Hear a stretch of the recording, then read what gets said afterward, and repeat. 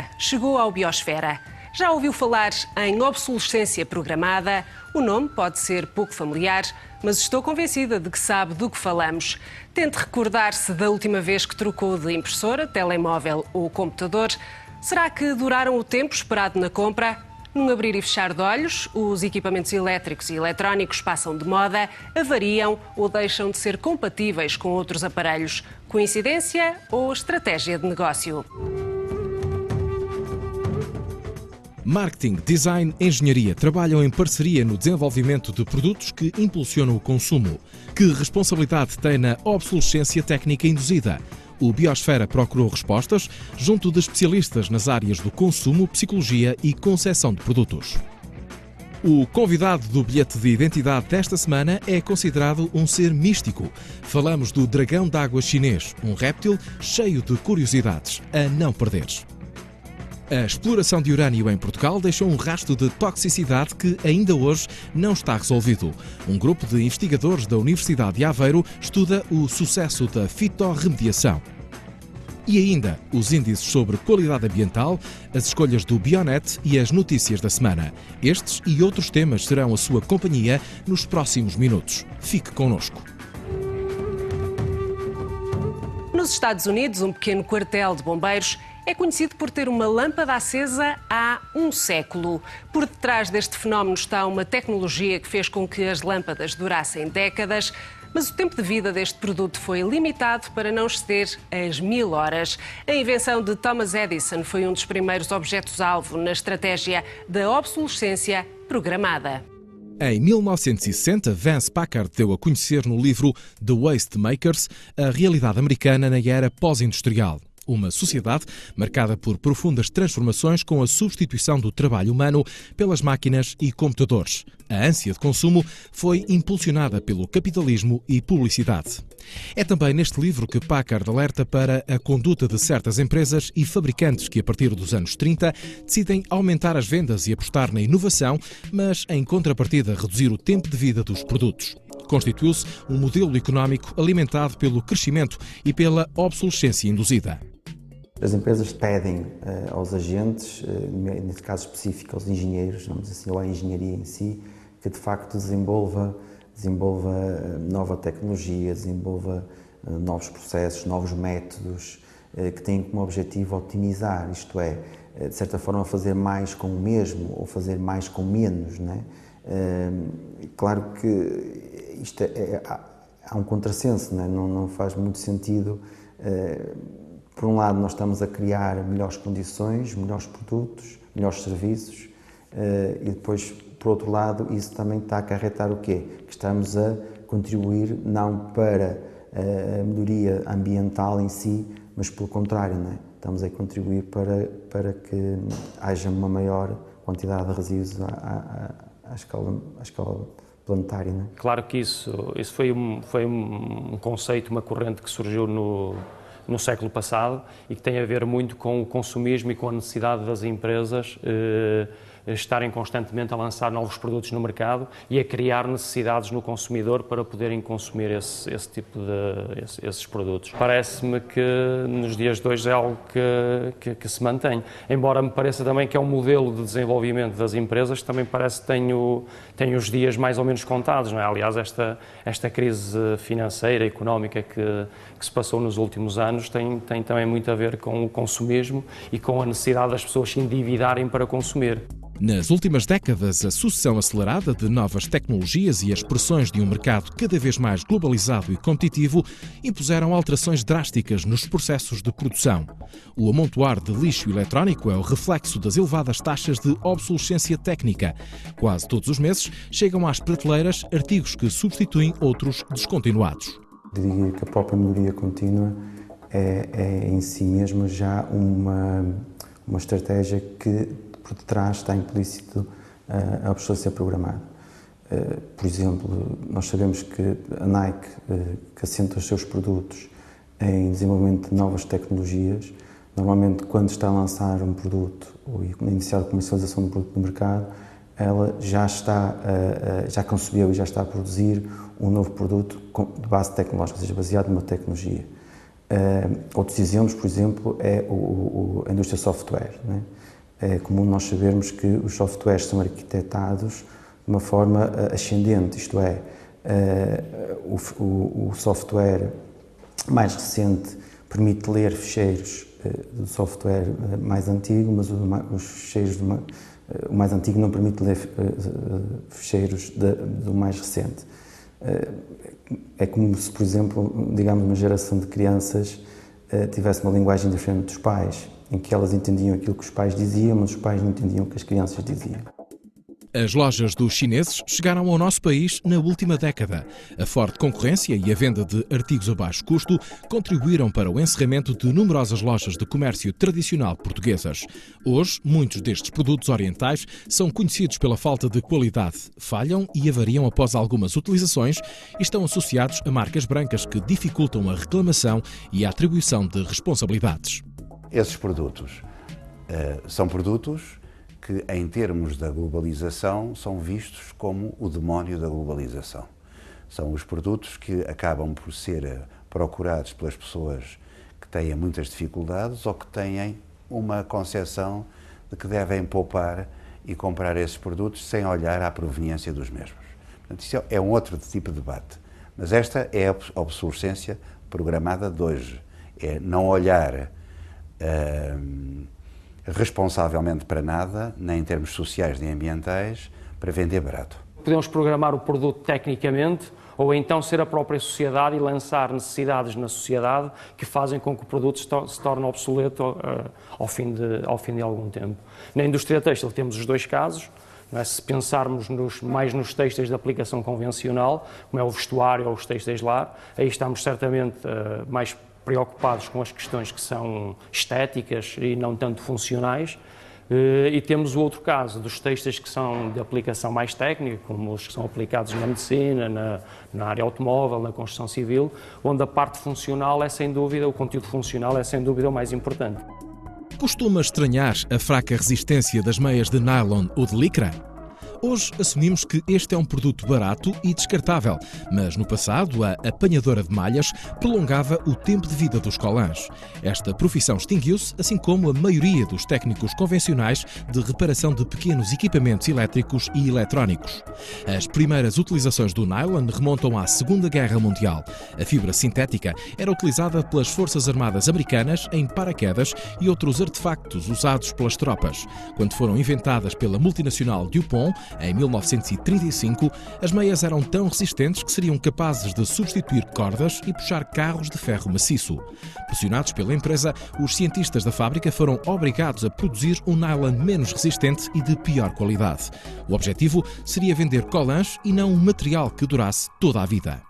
O caso dos telemóveis é um caso gritante, assim como, por exemplo, as consolas de jogos, é outra situação, que é o jogo da consola, no 2 não funciona e, portanto, obriga a adquirir novos jogos, mesmo que às vezes até seja o mesmo jogo em si, mas que não funciona, e, portanto, tudo isso tem a ver com estratégias que a indústria tem.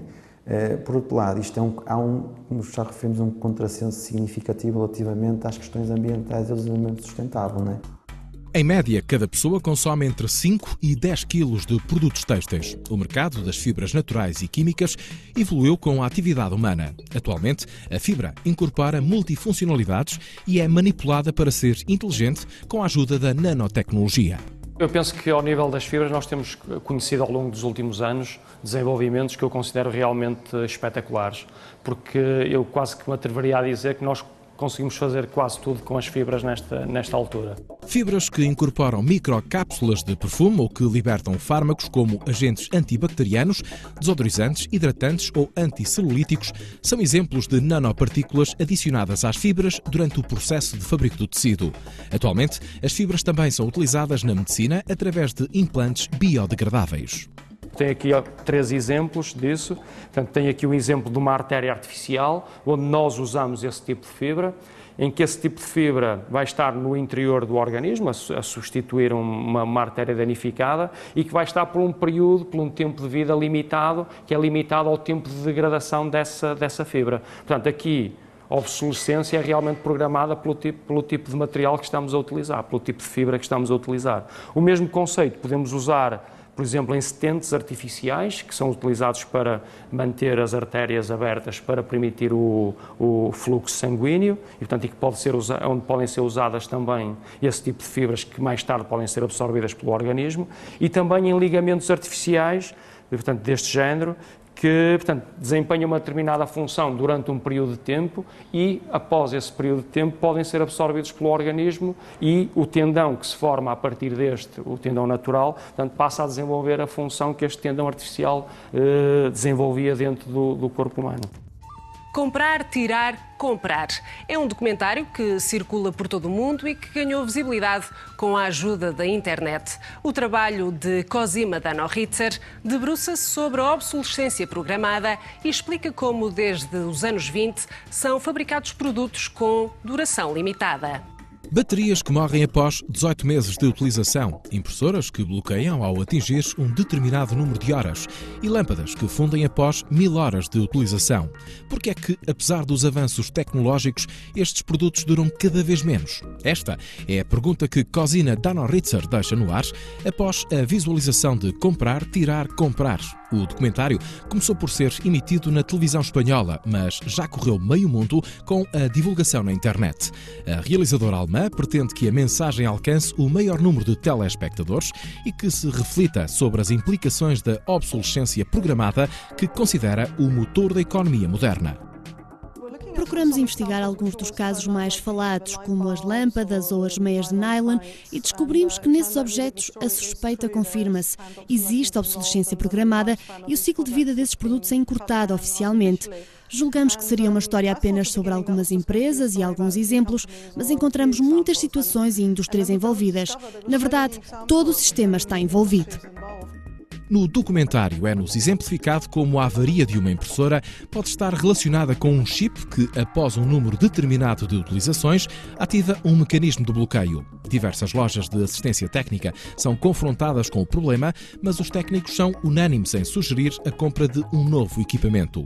Mas, ao que parece, o esquema utilizado pelo fabricante é conhecido na internet e, após alguma pesquisa e instalação de um software, a misteriosa avaria parece estar resolvida. Em grande parte dos objetos, eles são concebidos para quando tudo aquilo encaixa, reparar é tão oneroso que justifica eu deitar fora. Duas coisas deviam também ser repensadas a partir da concepção do objeto até chegar à sua eliminação ou à sua reparação. É se é possível ou não repará-lo a determinado preço ou, nesse caso, e de algum modo essa lógica está agora a prevalecer na política de desenvolvimento sustentável, é eu saber desmontar. Há, de facto, algumas empresas que possam preocupar-se em criar linhas de continuidade de um determinado produto que possa ter pré-existido e que depois vai tendo a sua sequência. Refiro-me à indústria automóvel, mas também posso referir à indústria, por exemplo, dos periféricos ou dos equipamentos de comunicação, como por exemplo o iPad que a Apple acabou de lançar e que, pelo que eu sei, está esgotado no mercado neste momento. Portanto, apesar de ainda haver o modelo anterior disponível para se poder adquirir. Agora, aí de facto há uma continuidade, é a própria tecnologia que de algum modo sobrepõe ao próprio design. Um dos efeitos da obsolescência programada é a enorme quantidade de lixo eletrónico que produz, porque quando usamos um computador portátil ou um telemóvel por 2 ou 3 anos, os resíduos têm que ir para algum lado, pois, na maioria das vezes, não são reciclados devidamente. Existem leis que estipulam que devemos devolver estes equipamentos aos fabricantes para que sejam reciclados e que devem ser tratados na Europa. Na verdade, pagamos por isso quando compramos um eletrodoméstico, mas 70% desses resíduos são despejados ilegalmente em países pobres e estão a provocar graves problemas de poluição. Poluem os rios, os oceanos e estão a pôr as pessoas doentes. É algo que tem que ser rapidamente resolvido.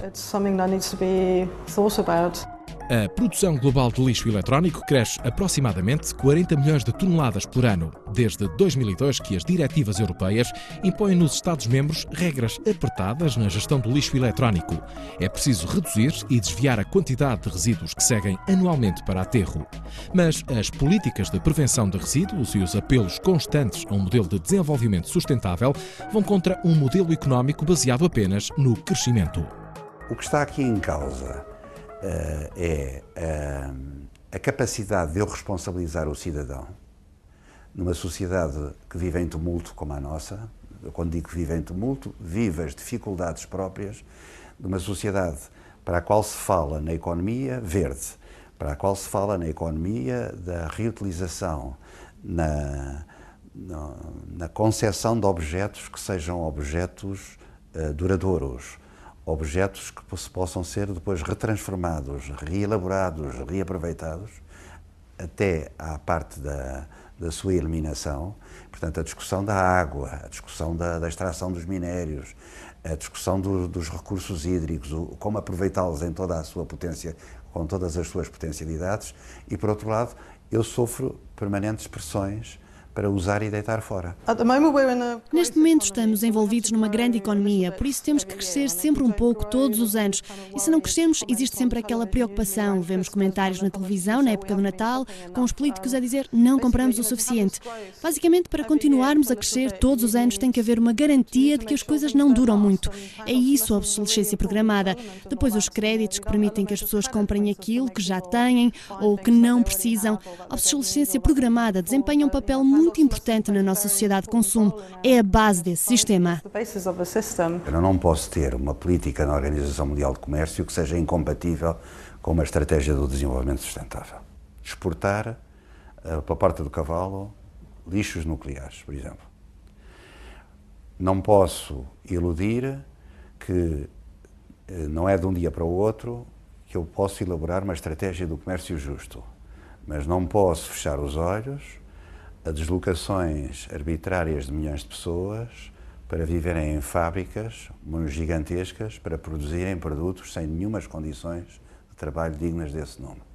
Portanto, há que remodelar os modelos e gerar gradualmente uma consciência crítica do empresário, do governante e do cidadão. Porque compramos. A publicidade e as empresas jogam com desejos subconscientes e fazem despertar emoções que estabelecemos com alguns produtos. Com o neuromarketing, reinventam-se estratégias e estuda-se o comportamento do consumidor com mais profundidade e astúcia.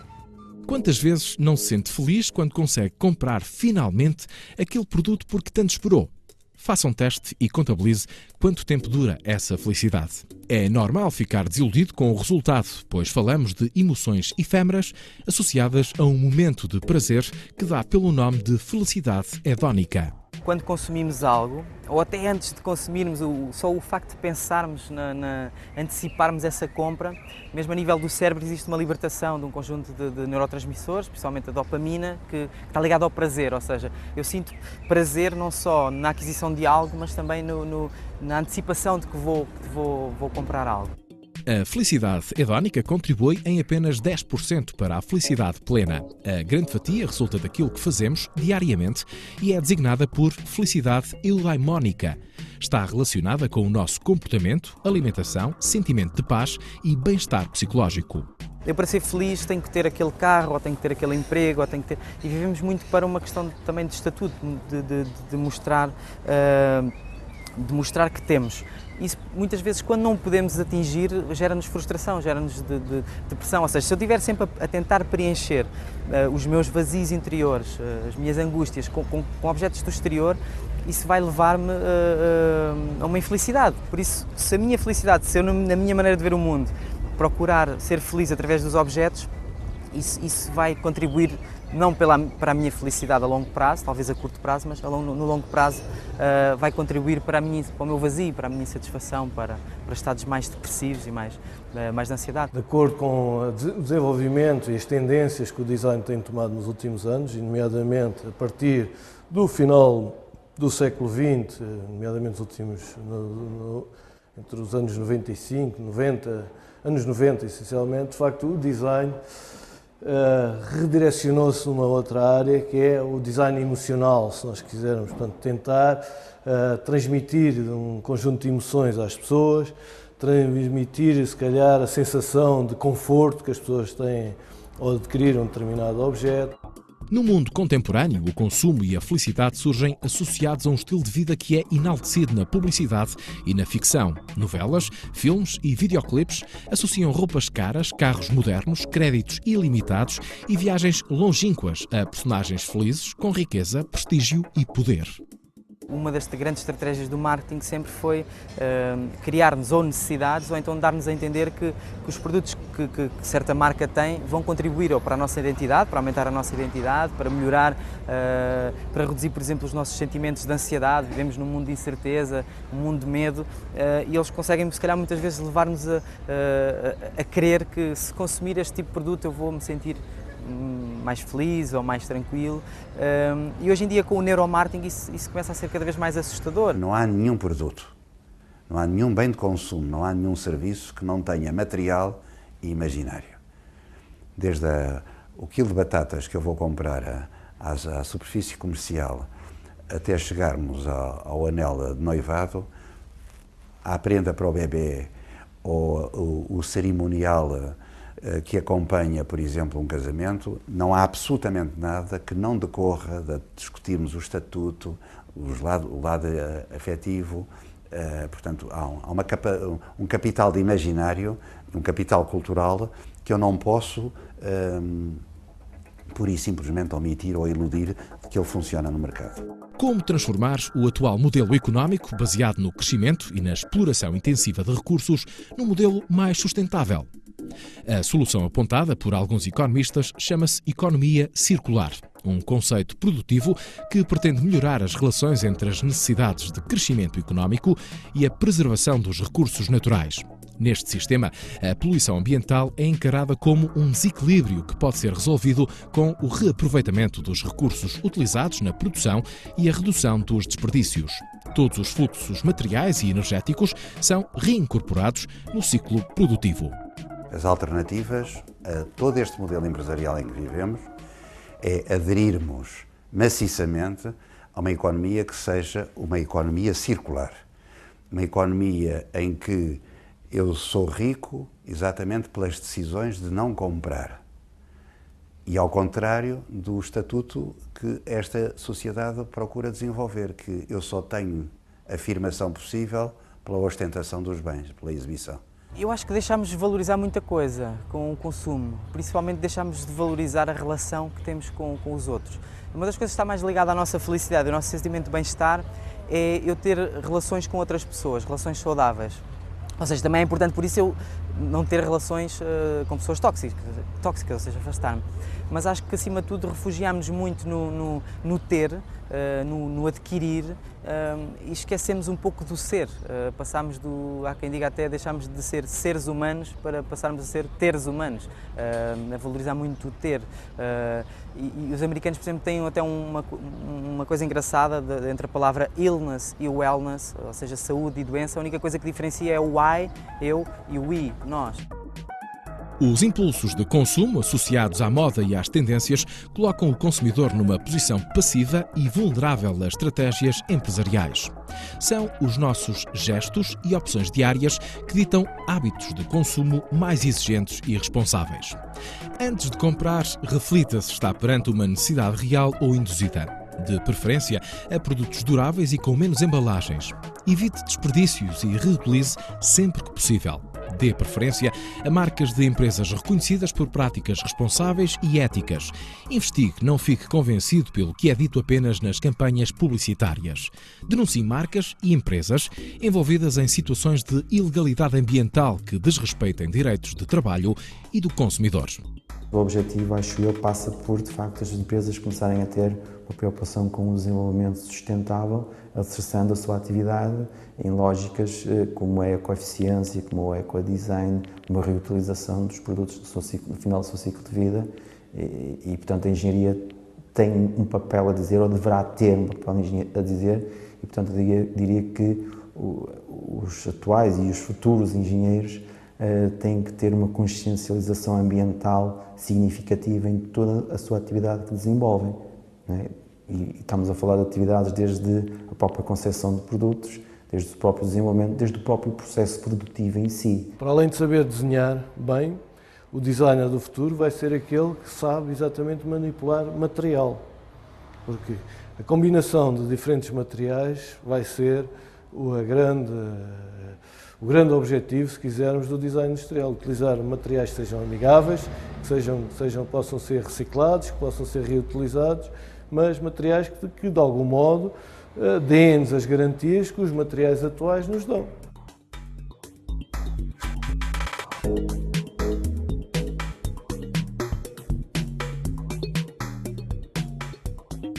One is the company who makes a product that doesn't last long, and the other person is the consumer who accepts that and doesn't. Quando uma empresa produz um produto que não é durável e o consumidor aceita isso e não faz nada por impedir, penso que é um jogo em que todos participam. Não devemos pensar que somos vítimas de uma grande conspiração e que existem empresas maléficas que nos obrigam a consumir. Nós gostamos de substituir coisas, gostamos de ir às compras, gostamos sempre das novidades, mesmo que o que ainda temos sirva ou funcione. Acho que, em vez disso, devemos exigir, questionar a possibilidade de reparar um objeto avariado, em vez de irmos logo à procura de um novo. Uma vez que somos nós a comprar, somos nós que temos o poder. Podemos fazer com que dure mais, podemos mandar reparar, podemos criar empregos relacionados com a reparação e não apenas com a produção. Há muito que podemos fazer. Temos poder. Nós é que somos os consumidores.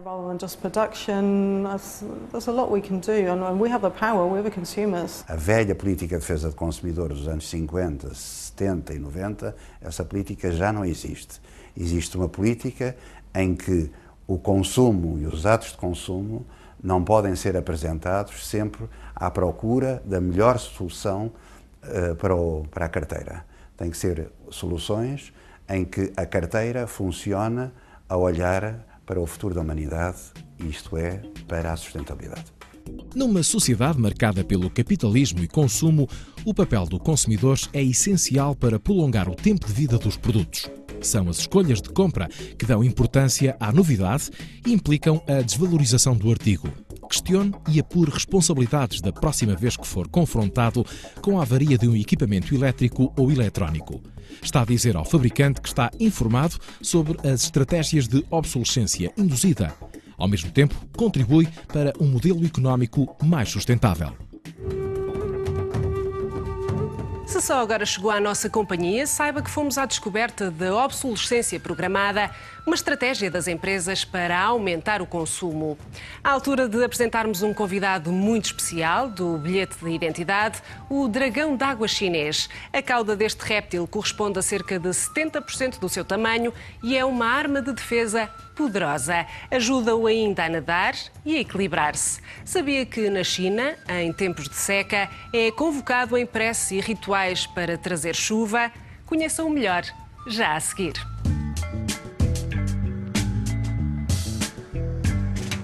Vive na Índia, Camboja, são das zonas preferidas deles. Eles vivem às margens dos rios.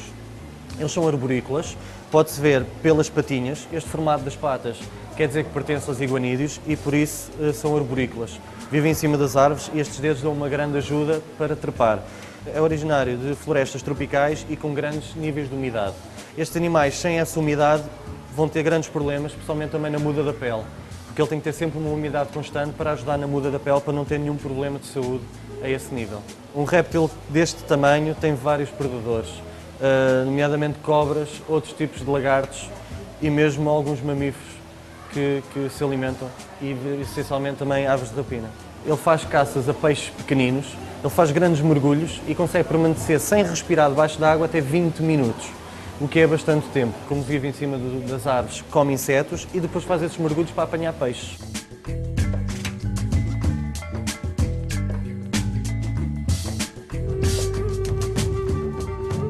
Durante dezenas de anos, o urânio foi um metal muito explorado em Portugal. As minas foram desativadas, mas deixaram um rastro de toxicidade que tem sido combatido de várias formas. Agora, um grupo de investigadores da Universidade de Aveiro está a tentar arranjar mais uma forma para reduzir a acumulação de metais no solo através da fitorremediação.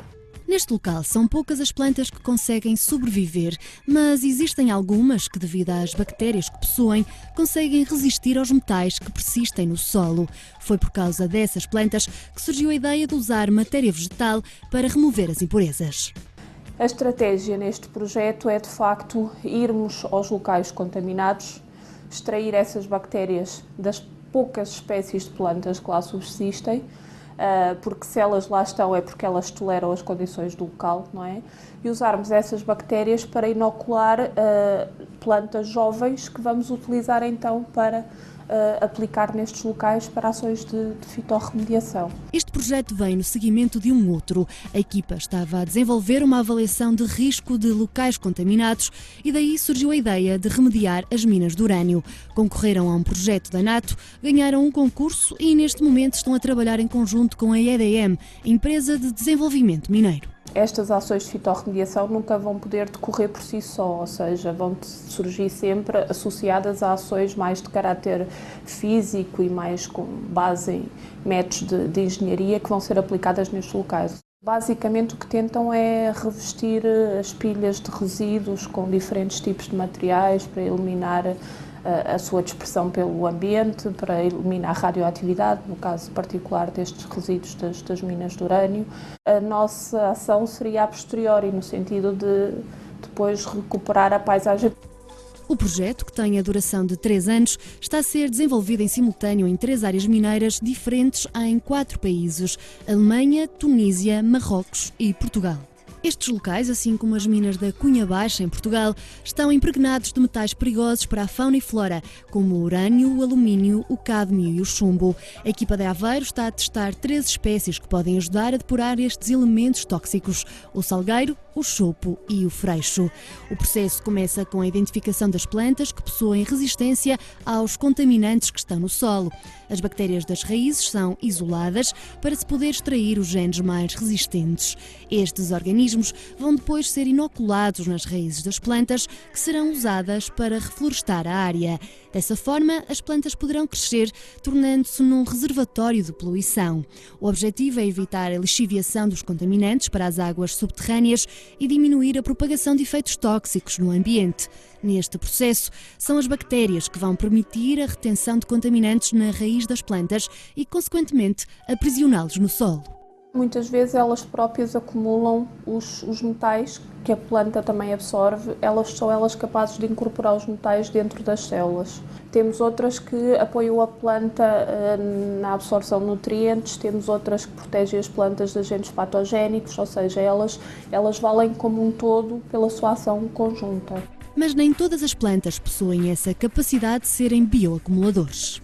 Depende das espécies, ou seja, há plantas que conseguem bloquear os metais a nível das raízes, isso no fundo é a forma delas se protegerem, não é? Há plantas onde isso infelizmente não acontece, não é? Ou seja, há plantas onde os metais depois são absorvidos pelas raízes e depois vão se distribuir por todo o corpo da planta, desde o caule às folhas ao fruto, inclusivamente. O objetivo também desta avaliação preliminar de qual a espécie a selecionar é exatamente selecionarmos uma espécie onde de preferência os metais fiquem a nível das raízes, sobretudo. Agora só falta testar esta fórmula no terreno. Temos, de acordo com a empresa, que eles de facto têm-nos apoiado bastante do ponto de vista também logístico, é que para já vão-nos conceder como isto exige experimentação em campo, para já temos uma pequena área que nos vão conceder para nós podermos testar tudo aquilo que estamos a testar em laboratório, testarmos no campo. Se as coisas correrem bem, espero que eles avancem para aplicar, no fundo, aquilo que estamos a desenvolver. A equipa acredita que das 13 espécies, talvez seja o salgueiro a que poderá obter melhores resultados, não só porque é bastante resistente a condições adversas, mas também porque é um excelente bioacumulador de metais. A fitorremediação é um dos caminhos a escolher para termos paisagens cada vez mais verdes e sem metais nocivos ao ambiente e à saúde das populações. Numa volta pelo ciberespaço, encontramos sítios que valem bem a pena ser visitados. À distância de um clique de rato, conheça as florestas americanas, faça uma viagem às profundidades do oceano e chega ao site dos Amigos da Terra. Tudo já a seguir no Bionet.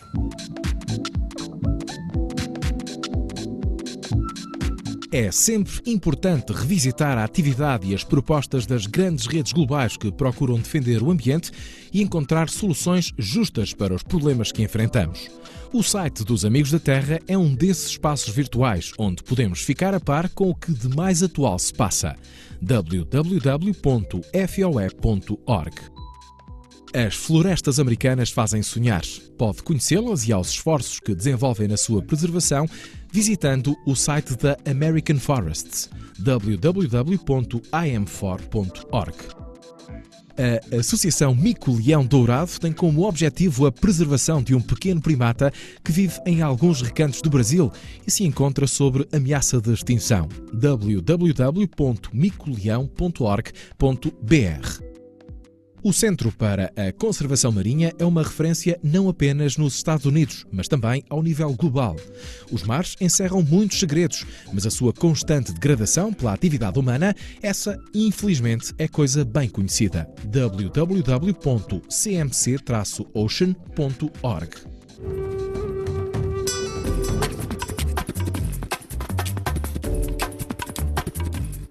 Já na reta final do programa, confira connosco as notícias que marcaram a agenda ambiental desta semana. A Suíça vai abandonar a energia nuclear. Segundo decisão governamental, com elevado apoio parlamentar, as 5 centrais nucleares do país serão progressivamente desmanteladas até 2034. Nenhuma outra será construída. Esta mudança vem na sequência do acidente de Fukushima, no Japão, e também da presença de fortes movimentos cívicos que contestam desde há muito a opção pela energia atómica. A Suíça é um dos países europeus que mais utiliza este tipo de energia, com cerca de 40% do seu consumo de eletricidade produzida pelas centrais nucleares. A decisão de encerrar as centrais será acompanhada de uma forte aposta nas energias renováveis. A aprovação pela Câmara Federal Brasileira de um novo Código Florestal, depois de meses de acesa polémica nacional, está a ser considerada por ambientalistas e estudiosos como um severo retrocesso, significando um relaxamento das normas até agora vigentes na proteção das florestas no Brasil. Entre outras alterações, o Código reduz a área florestal que tem de ser preservada nas propriedades rurais, amnistia as infrações, como cortes ilegais cometidos antes de 2008, além disso, legaliza as áreas de proteção já ocupadas desde que cumpram alguns parâmetros e altera o cálculo da área de reserva a ser mantida pelos proprietários, passando a contar com as chamadas áreas de preservação permanente, topos de montanhas, encostas com declives acentuados e margens dos rios, facilitando assim o cumprimento da lei pelos detentores das terras. Partes do novo código, que transferem competências do Governo Federal para os Estados, poderão ainda vir a ser vetados pela Presidente Dilma Rousseff. A perda de solos férteis na Europa preocupa a Comissão Europeia, que divulgou um relatório confirmando o ritmo vertiginoso desse desaparecimento. Cada ano, o equivalente à área da metrópole de Berlim é ocupada por estradas, parques de estacionamento, edifícios e outras estruturas. Segundo a Comissão Europeia, a expansão das cidades e das estradas, que impermeabiliza os solos, compromete o legado de solos férteis e de aquíferos subterrâneos a deixar às gerações vindouras, pondo em causa a sustentabilidade dos modelos de ocupação do território em termos de preservação da água, da produção de alimentos e da biodiversidade. Em Portugal, o relatório assinala idêntica tendência, apontando a expansão urbana massiva e a rede de estradas entre as mais densas da Europa, com o maior número de quilómetros por habitante e área. As áreas mais afetadas pela impermeabilização ficam no litoral e nas regiões de Lisboa, Setúbal e Porto. No Algarve, o documento lembra que 30% das habitações são casas de férias.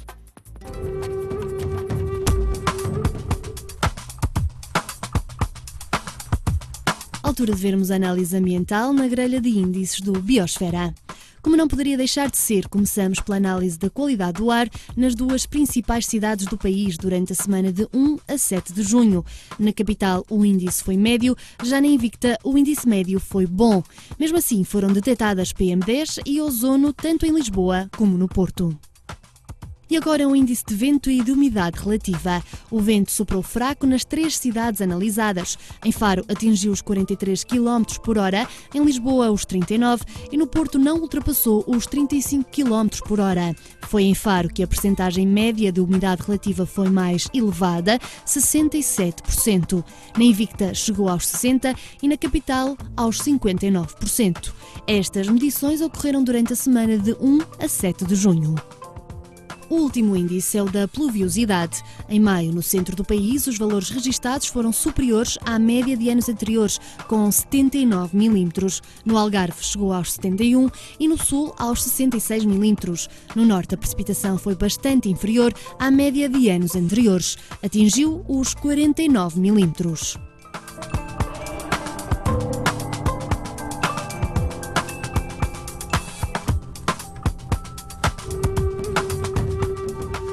Hoje refletimos sobre a obsolescência programada e os produtos feitos para não durar. É preciso evoluir para uma economia circular mais sustentável, em que os recursos são preservados e os resíduos são reintroduzidos no ciclo produtivo. Só assim conseguimos viver em harmonia com a natureza e os ecossistemas de que dependemos. Quanto a si, já sabe, encontramos-nos aqui na próxima semana à mesma hora. Até lá, seja biopositivo. E agora, a agenda com as sugestões mais biopositivas. Nos dias 15 e 16 de junho, assista na Universidade de Aveiro à segunda reunião sobre ungulados silvestres ibéricos.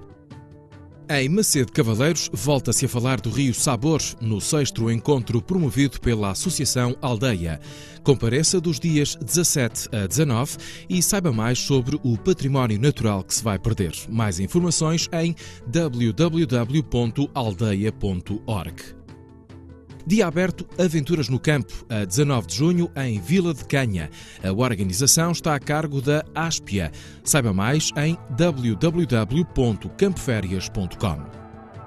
E por fim, a Campo Aberto convida no dia 18 de junho, na cidade do Porto, a um encontro sobre agricultura local sustentável, combate ao desemprego e mercados municipais. Todos os detalhes em www.campoaberto.pt. E assim chegamos ao fim de mais um programa Biosfera. Reveja-nos na secção de arquivo do site faroldideias.com e mantenha-se no nosso contacto através da página do Facebook. Voltamos à sua companhia na próxima semana. Até lá, seja bioativo.